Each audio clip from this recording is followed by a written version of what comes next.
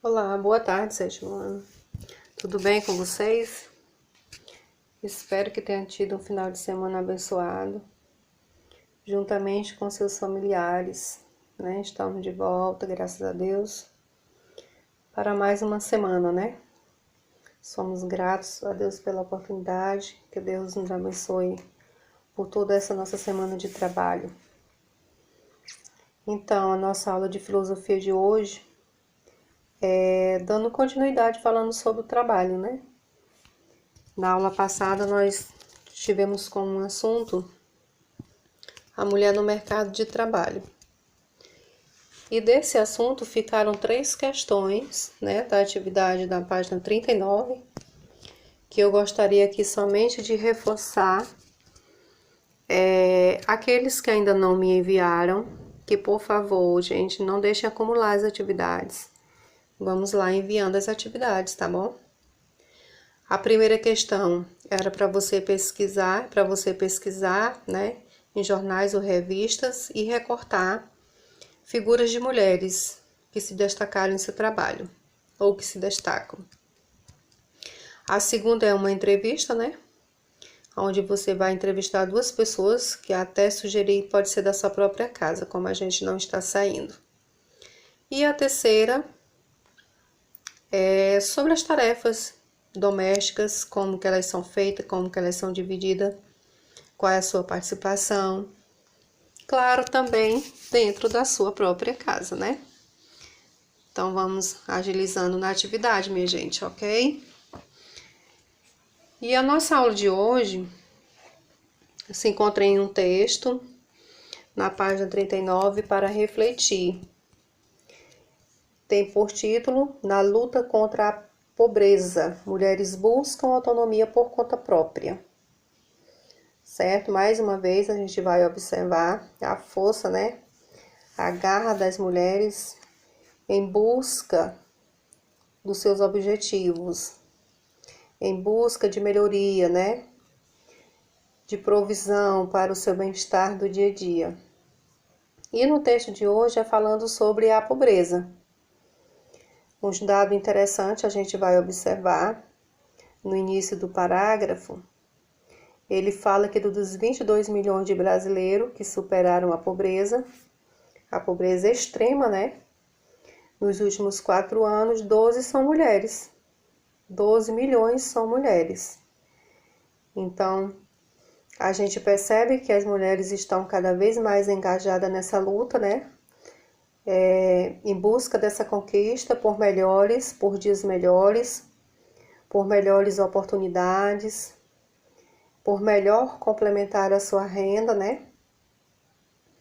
E elas estão, né, mostrando mais uma vez, através desse texto, a sua força, a sua coragem em busca do trabalho digno, certo? Então o texto começa dizendo o seguinte, vamos ler o texto para melhor compreendê-lo, né? Diz o seguinte, dos 22 milhões de brasileiros que superaram a pobreza extrema nos últimos 4 anos, 12 milhões são mulheres. É o caso de uma costureira dona da sua própria confecção na comunidade Ilha de Chié, no Recife, de uma vendedora de acessórios para celular e computador na comunidade vizinha da Ilha de Santa Terezinha, e de uma sertaneja, que vende centenas de quentinhas para empresas em Iape, no interior de Alagoas. Em todas essas histórias de superação da pobreza, as seguintes palavras se repetem: a autonomia financeira da mulher. Então, no primeiro ponto a gente observou mulheres em pontos diferentes lutando pelo mesmo objetivo, né? Que é a autonomia financeira da mulher, certo? Então, nós vimos realmente que a mulher ela tem essa capacidade de se reinventar, de se organizar, se planejar e realmente buscar, né, suprir as suas necessidades. E o que mais a gente tem batido na tecla realmente é a autonomia financeira, né, que é algo que ainda precisa ser melhorado e muito na questão do mercado de trabalho. Então, A condição precária de vida ainda não foi ultrapassada, mas a vontade de ser independente e a determinação para criar uma fonte de renda não faltam para Leide de Medeiros, moradora da comunidade de Ilha de Santa Terezinha, no Recife. Ela conta que trabalhou nas mais diversas áreas. Já foi copeira, camareira, costureira, empregada doméstica, babá, tanta coisa enumera. Depois de tantos anos de trabalho e de só conseguir a carteira assinada em 2 empregos, ela resolveu empreender, certo? Já mostrou, né? Ela como exemplo, atuando em várias áreas de trabalho e por fim ela resolve empreender. Então vamos ver como isso aconteceu no depoimento dela.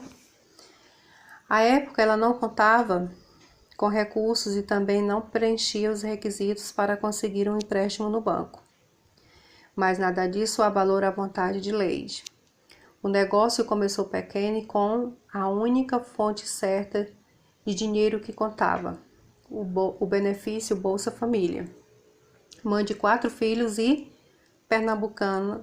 a pernambucana ganhava R$265. Leide de Medeiros mantém na sua própria casa uma loja de venda de pequenos produtos eletrônicos. Eu vendo teclado de computador, mouse, capa de celular, fone de ouvido, tudo nessa barraquinha aqui em frente de casa. Mostra apontando para um cubículo ligado à rua por uma janela protegida com tela. A porta da lojinha dá para o único quarto da casa que acumula os dormitórios de todos os filhos. Ela e o marido dormem em um sótão improvisado. A conta é a seguinte: todo mês a empreendedora investe R$100 na barraquinha. Os outros 165 ela coloca em casa. Essa cama mesmo eu comprei com benefício, aponta, mostrando para uma beliche de material popular. E com o dinheiro multiplicado pelo lucro das vendas, Leide compra mais coisas para as crianças. Antes, quando passava alguma coisa na televisão e eles pediam, eu falava que não podia dar. Agora já falo que se estiver na promoção eu dou. Compara. O negócio não é a quantidade, mas ter a coisa certa. Tem que saber administrar, senão rende nada. Ou seja, no depoimento dela, né? É um incentivo, porque nós observamos que não tinha renda. À época, ela contava com pouco recurso, né? Apenas com o recurso do Bolsa Família, mas ela teve o espírito de empreendedora. O que ela observou? Que ela poderia investir parte do pouco que já tinha para mais tarde ela ter algo melhor. Então, partiu daí, né, o seu investimento em pequenas coisas, pequena quantidade, mas que ela foi ao longo, né, se organizando para fazer, montar, na verdade, o seu próprio negócio, que às vezes a gente acha impossível, né? Alguns se perguntam como que consegue com tão pouco, mas na verdade é saber realmente, como é que se diz?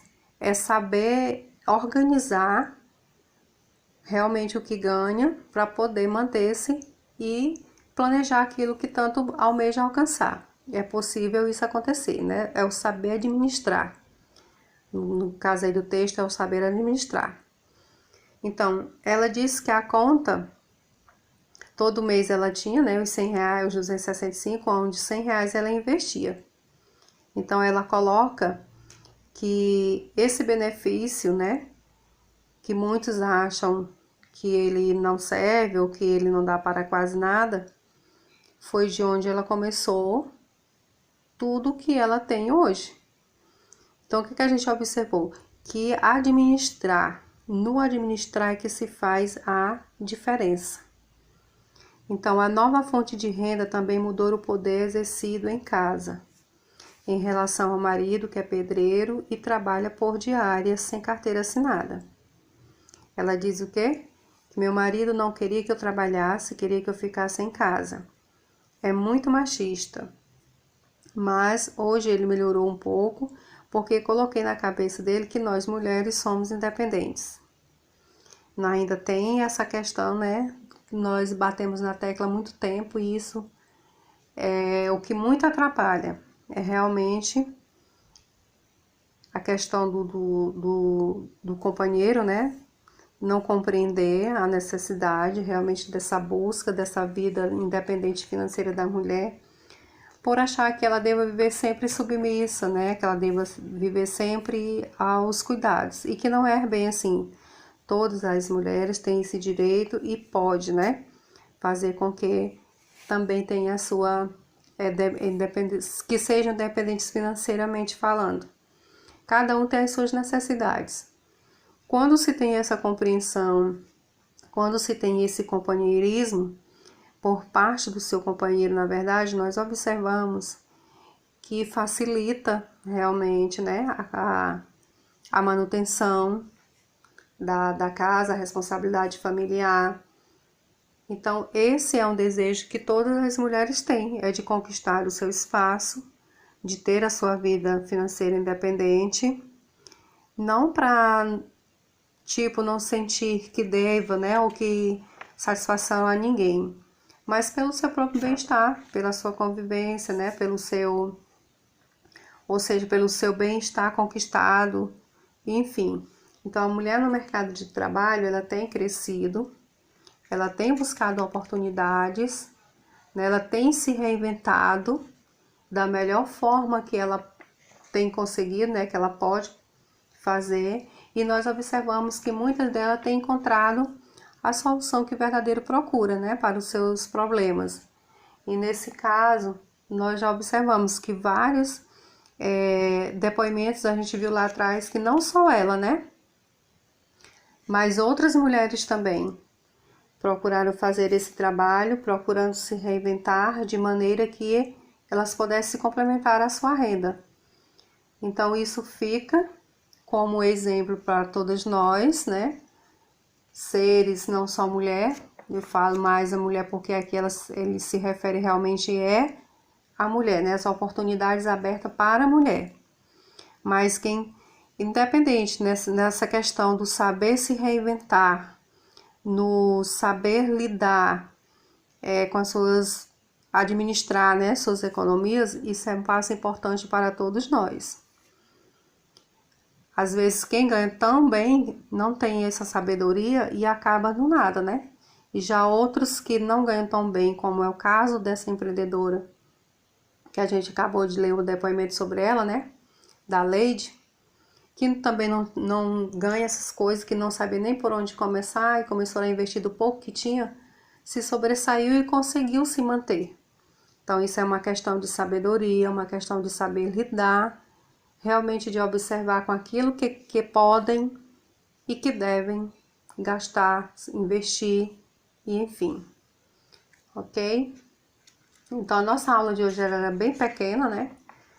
Fica por aqui. Vocês vão ficar com a atividade da página 41 para ser respondido no caderno de vocês, ok? E até a nossa próxima aula, pessoal.